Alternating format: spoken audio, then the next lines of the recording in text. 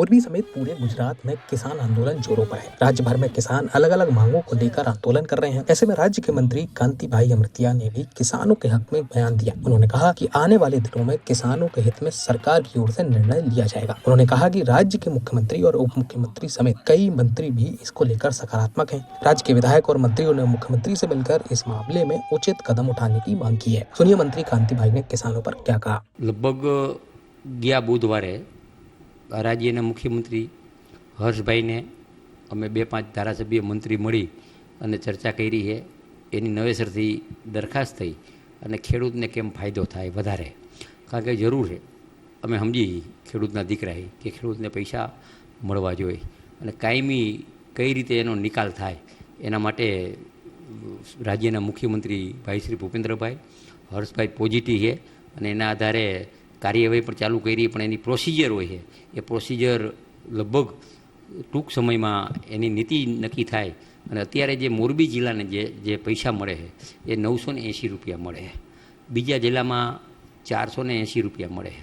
એટલે એમાં ગુજરાતમાં તમામ બીજા જિલ્લાને પણ કઈ રીતે વધારે મળે, મોરબી જિલ્લાને કઈ રીતે મળે કે મોરબી જિલ્લો એક ઉદ્યોગની દ્રષ્ટિએ હબ છે અને જમીનના ભાવ ઘણા બધા છે મોરબી જિલ્લામાં. એટલે એને પણ કઈ રીતે ખેડૂતને વળતર મળે એની અમે આ રાજ્યના કૃષિ મંત્રી ભાઈ શ્રી જીતુભાઈ, તમામ ઘણા બધા મંત્રીઓ ગઈ બુધવારે મુખ્યમંત્રી આરે લગભગ 15 મિનિટ ચર્ચા કરી અને વધારેમાં વધારે પૈસા મળે અને સારી રીતે ખેડૂતને ફાયદો થાય એના પ્રયત્નો અમારા ચાલુ જ છે. અને ટૂંક સમયમાં એનો જે નિર્ણય લગભગ આવી જશે, મને વિશ્વાસ છે.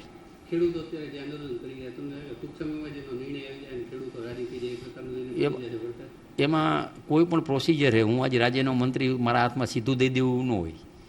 એને તમામ ગુજરાતના કલેક્ટરને આદેશ કરવો પડે, પછી કલેક્ટર ત્યાંથી એ રિપોર્ટ મોકલે અને રિપોર્ટ મોકલ્યા પછી કલેક્ટર મોકલ્યા પછી સમગ્ર ગુજરાતનો નિર્ણય લેતા હોય છે.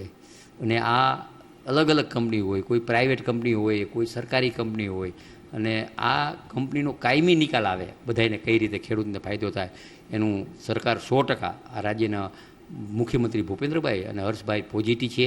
અને લગભગ ઘણા બધા ધારાસભ્ય મંત્રીના વિસ્તારમાં આ પ્રશ્ન છે. એ પ્રશ્ન માટે ટૂંકા ગાળામાં અંતે ખેડૂતને ન્યાય મળે એવું સરકાર પોઝિટિવ છે.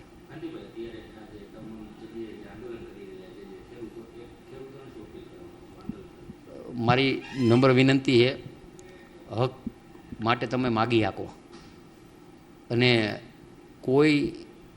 કોઈના કહેવાથી આપણે હુડીએ ચડી જવાની જરૂર નથી. તમે તમારી રીતે હકથી આવેદનપત્ર દો, અમને રજૂઆત કરો.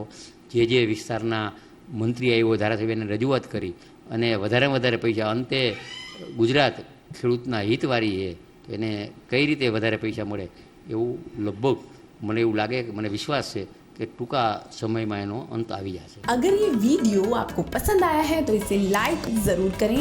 अगर चैनल अभी तक सब्सक्राइब नहीं किया है तो कर लें और नोटिफिकेशन पाने के लिए बेल आइकन भी दबा दें।